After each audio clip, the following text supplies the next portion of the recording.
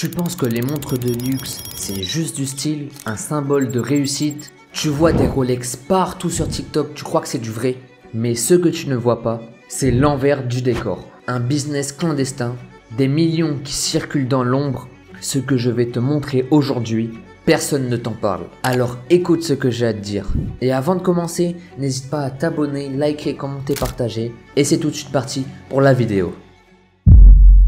Aujourd'hui, porter une montre de luxe, c'est comme dire j'ai réussi.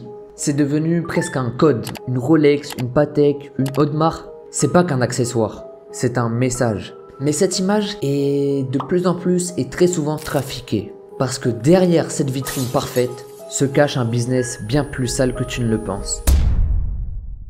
Chaque année, des milliers de montres sont volées et revendues dans des réseaux cachés, à l'abri du grand public. Telegram, forums secrets et même le dark web, les montres se revendent comme des armes. Et le pire, ce sont les contrefaçons, parfois impossibles à repérer. Des copies parfaites, faites en Suisse ou en Chine, qui se vendent des milliers d'euros comme si c'était des vrais. Mais pourquoi c'est si rentable? Imagine que tu peux cacher une montre dans ta poche et pourtant elle vaut 100 000 euros.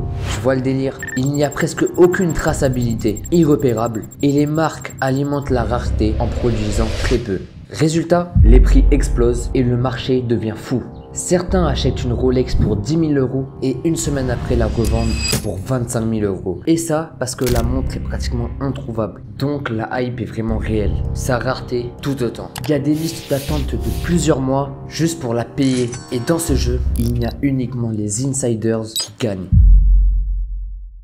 Et c'est là que beaucoup se font avoir. Les jeunes veulent flex, mais ils se font malheureusement arnaquer très souvent. Ou achètent une fake en pensant à investir. La montre devient une drogue visuelle. En conclusion, les montres de luxe sont puissantes, c'est un symbole, mais c'est aussi très souvent un piège. Avant de mettre ton argent là-dedans, pose-toi les bonnes questions. Est-ce que tu veux briller ou investir? Le vrai luxe, c'est pas ce que tu montres, c'est ce que tu sais et que tu construis. Abonne-toi si tu veux comprendre le business et pas juste flex. Ici, c'est pas TikTok, c'est juste réel. On se retrouve à la prochaine vidéo. Tchuss!